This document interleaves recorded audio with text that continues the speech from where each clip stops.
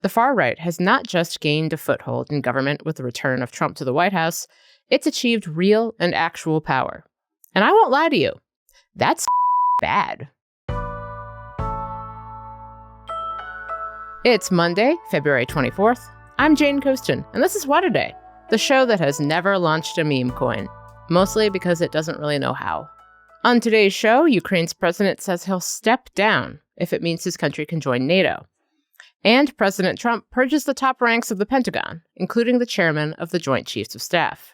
But first, the annual Conservative Political Action Conference, or CPAC, wrapped up Saturday, a wretched hive of scum, villainy. You will never find a more wretched hive of scum and villainy. And whatever this was. This is the chainsaw for bureaucracy. Chainsaw! That man has 13 children. Yes, that is Elon Musk, the world's richest man and government job killer, wielding a chainsaw given to him by Javier Milei, the president of Argentina. I'm telling you, it got weird. Anyway, among the speakers at this year's CPAC was a guy named Jack Posobiec. He's a longtime right-wing activist and a pretty big fan of the president. Here's how he defended Trump's blitzkrieg of questionably legal orders on Friday. Donald Trump is not violating the Constitution. Donald Trump is restoring the American Constitution. Donald Trump is the living embodiment of the American Constitution. Okay. So, who is this guy, Jack Posobiec? Well, remember the Pizzagate conspiracy theory?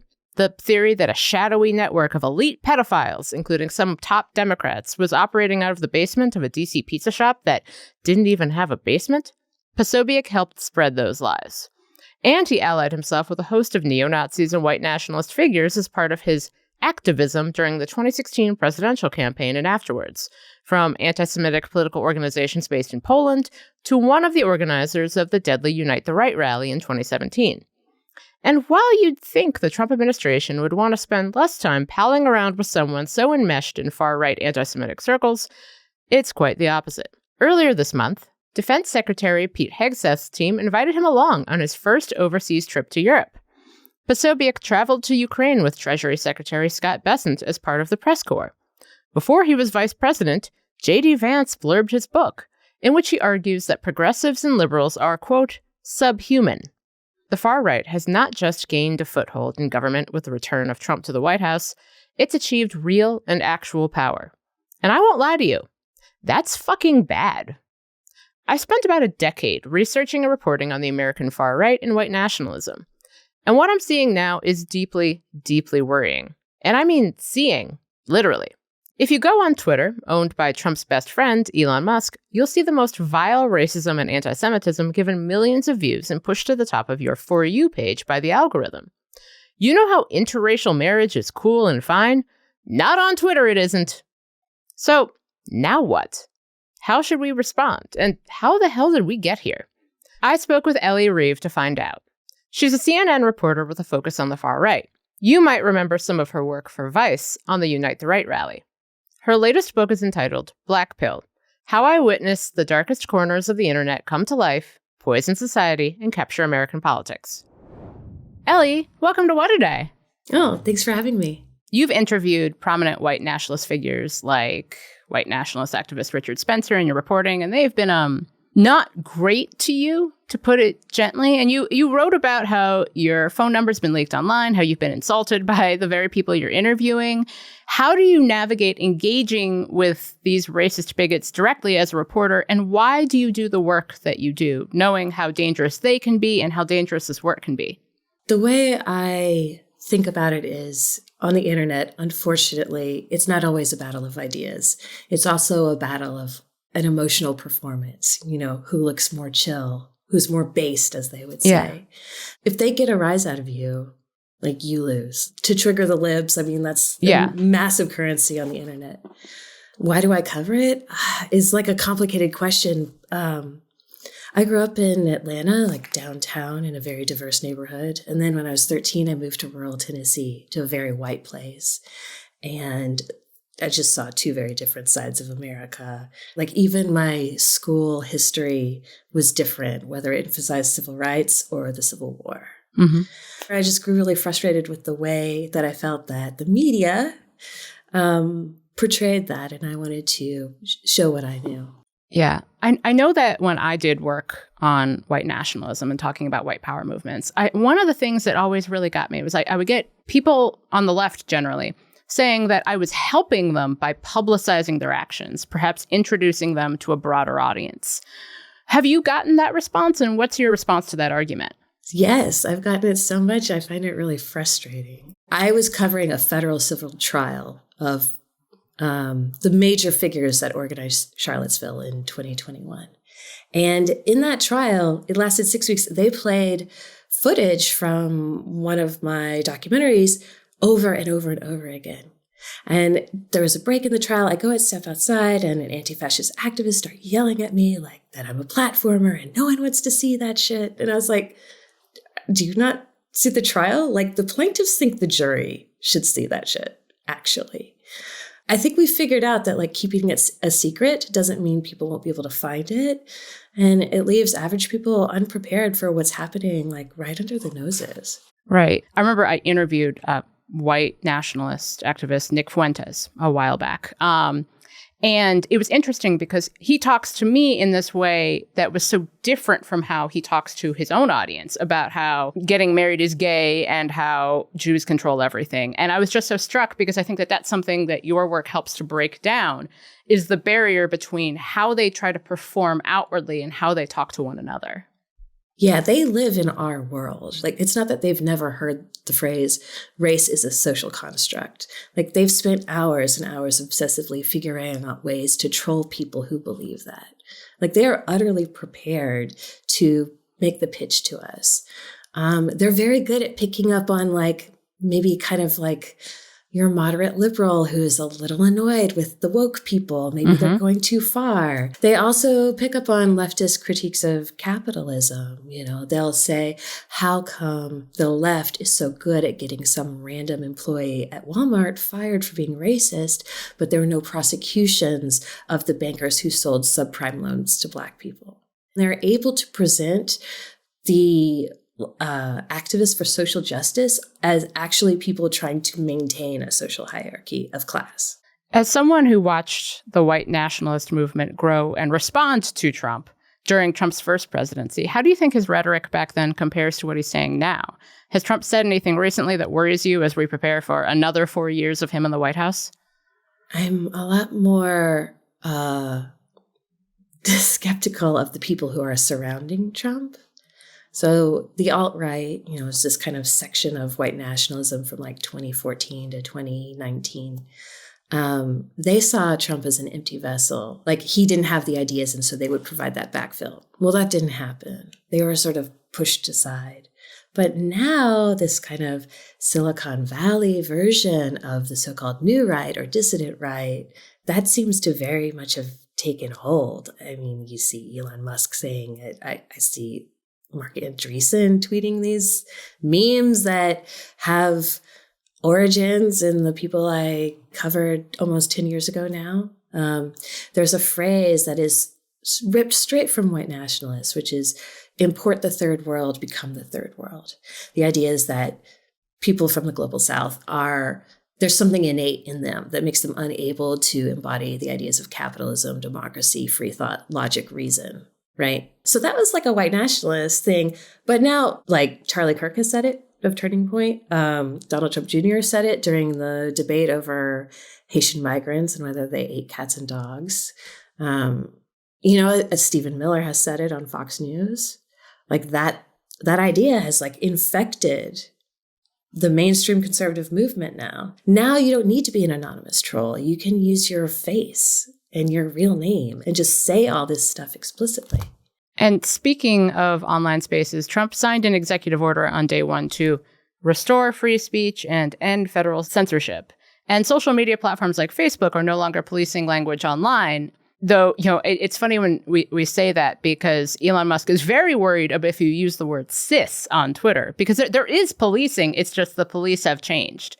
Do you see this new era of content moderation or general lack thereof emboldening white nationalists, especially those who use the internet to organize? Because as you said, they don't need to be subtle. They don't need to do that thing that they used to do where they'd be like, instead of saying Jews, we'll say Skypes or Skittles or something like that. There was all this like creative, like, oh, we're going to use these different words and everyone's going to be so impressed by how clever we are. And now they don't even have to do that. There's like now no mechanism to regulate it. Like Richard Spencer, for example, was never kicked off Twitter because he never used like racial slurs. He wasn't quite as overtly racist as some of his followers. But once Elon took over Twitter, so many of my other old sources were like, back, there's nothing setting the terms of what's acceptable. And so people will push it further and further and further. And what I observed within the Discord servers of the alt-right is that it became very taboo to what they called counter signal. Like you had to support the most extreme people in your movement. Otherwise, you would just be destroyed by your followers. Like these guys all no enemies to the right. Exactly. They became tethered to the like most extreme people. And later, they expressed some regret to me because they followed those people into Charlottesville, people that they knew wanted to do violence for the sake of violence. And like, is that going to replicate itself on a much larger scale? Like that is a question that I have. Speaking of dark questions, does the alt-right even need the alt anymore, so much as it still exists, given how much of it has been absorbed into the broader right wing? No, they are like having these podcasts where they're kind of like bitter and hurt that their memes and ideas have been elevated, have been taken by the new right, but they don't get any of the credit, or they're like canceled, or their names aren't allowed to be mentioned within those spaces. They're like saying things like, we invented liking Russia. Oh my God. And then some of them have gone even further, and they're now criticizing those ideas that they once espoused. Like Spencer, again, is like, now he's pro-Ukraine. So the lesson I think from this is never go full Nazi. Like Spencer, those other guys, they went out there, they hailed Trump as if he were Hitler. They made swastika memes, all of that stuff. Like that's too far. That's creepy to your average American. Like we don't want to be Nazis, but you come very close to those same ideas without going all the way and use your real face and your real name. And more concerningly, possibly, embrace like really authoritarian ideas as well as like radical tactics like storming the Capitol. Ellie, thank you so much for being here. Thanks for having me. We'll get to more of the news in a moment, but if you like the show, make sure to subscribe, leave a 5-star review on Apple Podcasts, and share with your friends. More to come after some ads. What A Day is brought to you by Delete Me. As a person who exists in public, especially as someone who shares her opinions online, I am hyper aware of safety and security. And it's easier than ever to find personal information about people online. All this data hanging out on the internet can have actual consequences in the real world. That's why I recommend Delete Me. Delete Me is a subscription service that removes your personal info from hundreds of data brokers. Sign up and provide Delete Me with exactly what information you want deleted, and their experts take it from there. Delete Me sends you regular, personalized privacy reports showing what info they found, where they found it, and what they removed. To put it simply, Delete Me does all the hard work of wiping your and your family's personal information from data broker websites. Take control of your data and keep your private life private by signing up for Delete Me, now at a special discount for our listeners. Today, get 20% off your Delete Me plan when you go to joindeleteme.com/WAD and use promo code WAD at checkout. The only way to get 20% off is to go to joindeleteme.com/WAD and enter code WAD at checkout. That's joindeleteme.com/WAD, code WAD. Headline. Nothing about this is unprecedented. The president deserves to pick his key national security and military advisory team. Defense Secretary Pete Hegseth Sunday defended President Trump's firing of the nation's top military officer. Trump removed the chairman of the Joint Chiefs of Staff, General C.Q. Brown Jr., on Friday, and nominated retired 3-star Air Force General Dan Kane to take his place. Hegseth told Fox News he has a lot of respect for Brown, but he's, quote, not the right man for the moment. This is a reflection of the president wanting the right people around him to execute the national security approach we want to take. Brown wasn't the only person fired during Friday night's Pentagon purge. Also out are the first female officer to lead the Navy, the vice chief of the Air Force, and 3 top military lawyers of the Defense Department. The top Democrat on the Armed Services Committee, Senator Jack Reed of Rhode Island, told ABC News the firings were, quote, completely unjustified. These men and women were superb professionals. They were committed to their oath to defend the Constitution of the United States. And apparently what Trump and Hegseth are trying to do is to politicize the Department of Defense. Brown was just the second black general to serve as chairman. He held the position for little more than a year. In 2020, Brown posted a video giving his perspective as a senior Air Force leader and African American on the unrest across the country after the murder of George Floyd. Hegseth had criticized Brown for his woke priorities and for pursuing the, quote, radical positions of left-wing politicians. Elon Musk issued yet another ultimatum to federal workers over the weekend. Justify your job or resign. The Office of Personnel Management sent an email to more than 2 million government employees Saturday, titled, and I quote, "What did you do last week?" It instructed them to list 5 things they did at work last week. The email itself didn't include any threat of termination, but hours before it went out, Musk wrote on Twitter that anyone who doesn't respond will lose their jobs. Leaders across departments scrambled to issue guidance to their workers after the email went out. Again, on a Saturday, the weekend. Some agencies told their workers to reply. Other big agencies, though, like the FBI, the State Department, and the Office of National Intelligence, told workers not to reply. Others instructed their employees to draft a response but to hold off on sending it. Some workers out on leave couldn't even read the email because they couldn't access their accounts. Man, the efficiency of it all is just so palpable. Epic, some might say. This is Musk's latest effort to downsize the federal workforce. He offered deferred resignations to federal workers earlier this year. Republican lawmakers rushed to defend the tech billionaire Sunday. Here's how Oklahoma Republican Senator Mark Wayne Mullen justified the chaos to NBC's Kristen Welker. The national debt is $36 trillion. DOGE is only dealing right now with the federal workers, which is only 8% of federal spending, a small fraction of the federal budget. So how do DOGE's layoffs actually deal with the debt problem? Take care of your pennies and the dollars will take care of themselves. Every business owner knows that. I thought we were getting rid of pennies. None of this is adding up.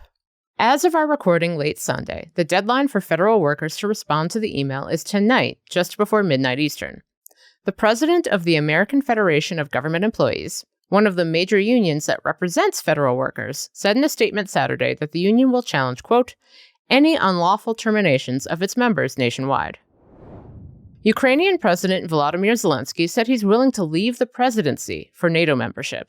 He made the comment Sunday during a news conference at a forum in Kyiv.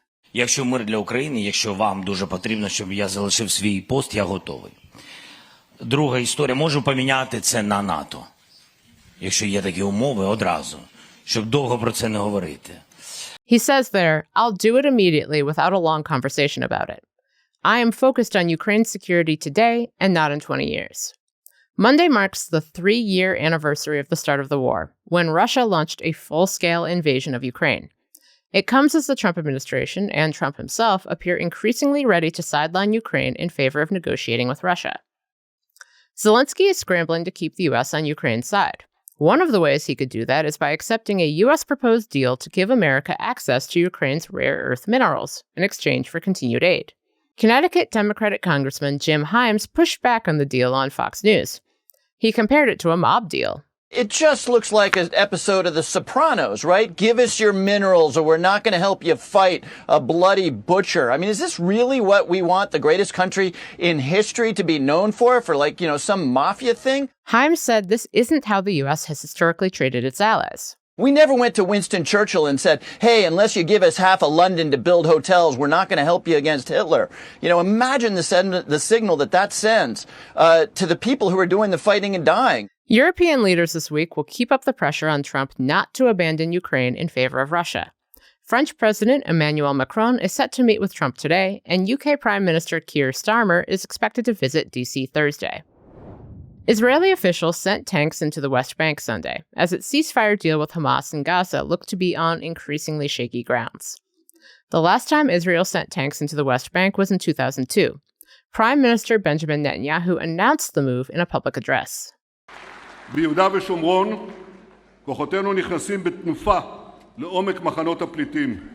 הם משמידים תשתיות טרור, מחסלים מחבלים, והם יישארו שם ככל שידרש. He's saying there, quote, "In Judea and Samaria, our forces are moving deep into the refugee camp. They destroy terrorist infrastructures, eliminate terrorists, and they will stay there as long as necessary." Israel's defense secretary said tens of thousands of Palestinians who have fled the territory also won't be allowed to return. Palestinian officials called the move a, quote, dangerous escalation. Israel's actions in the West Bank Sunday come amid major questions about the future of its ceasefire deal with Hamas in Gaza. The first phase of the deal is set to end at the start of March. Negotiations over the second phase appear to have not started yet. On Saturday, hours after Hamas handed over 6 Israeli hostages, Israel indefinitely delayed the release of hundreds of Palestinian prisoners, citing the, quote, humiliating ceremonies that have accompanied the hostages' releases. Hamas has accused Israel of violating the truce because of the delay. Tensions were already high between the two sides after Hamas last week returned human remains they claimed were those of an Israeli hostage named Shiri Bibas. Testing revealed that they were not Bibas's remains. Hamas claimed it was an error, and Bibas's remains were returned Friday. And that's the news. One more thing. Let's talk very briefly about Germany's elections. On Sunday, Germans went to the polls to vote for a new Bundestag, the German federal parliament. It's a big deal for Germany, Europe, and the world, even if Donald Trump seemed a little unaware last week. Germany has elections on Sunday. What are your thoughts? What do you expect to happen in the elections on Sunday? Who has elections? Germany. Oh, Germany. I wish them luck. We got our own problems. But while Trump seemed disinterested, Vice President J.D. Vance and Elon Musk were sure invested in Germany's voting choices. They were particularly interested in the far-right party Alternative for Germany, or AfD. Musk spoke at one of their events in January, and Vance met with AfD's top candidate and told the crowd at the Munich Security Conference earlier this month that politicians should not have firewalls against working with AfD, making many at the conference understandably nervous. Why? Because other parties generally refuse to work with far-right parties. That's the firewall in German politics, aimed at keeping groups like the AfD out of power. Because the last time Germany had a far-right party in power, it resulted in a global cataclysm that ended in the deaths of more than 50 million people worldwide and featured the industrial mass murder of Jews and other minorities. So, understandably, the German public is a little worried about anything that even smells like Nazism. And AfD? Well, the party has embraced a very specific type of German nationalism and right-wing populism, while advocating for the remigration of asylum seekers. One AfD leader has condemned Holocaust memorials as, quote, monuments of shame. Another even apparently danced on the Holocaust memorial in Berlin. A study conducted by the American Jewish Committee found that anti-Semitism is at the, quote, programmatic core of AfD. Younger members of AfD have embraced using Nazi salutes and anti-Semitic language to trigger the libs, which sounds pretty familiar to me. But like in so many developed countries, the German right has grown in power and swagger over the last few years, as worries about immigration and a slowing economy led to big losses for the center-left Social Democratic Party in state elections in 2024. As of our recording time on Sunday night, it looks like the center-right Christian Democratic Union will win a majority of seats in the Bundestag, with the party's leader, Friedrich Merz, becoming chancellor.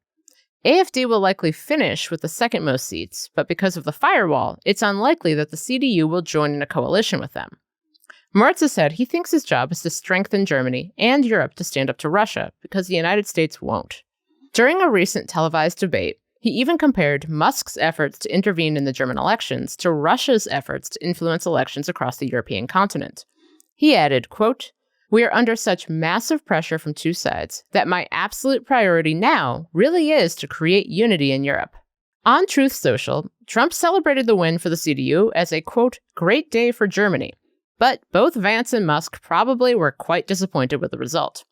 Though one factor in the AfD's loss might have been them. One German voter told the New York Times that Vance's firewall speech made him anxious. Me too, buddy. Me too. That's all for today. If you like the show, make sure you subscribe, leave a review, please stop Lara Trump from recording music and tell your friends to listen. And if you're into reading, and not just about how I will let a lot go, I will let bygones be bygones. But I cannot stand for the daughter-in-law of the president to release pop singles with French Montana. Like me, What a Day is also a nightly newsletter. Check it out and subscribe at crooked.com/subscribe. I'm Jane Coaston, and please, just not that.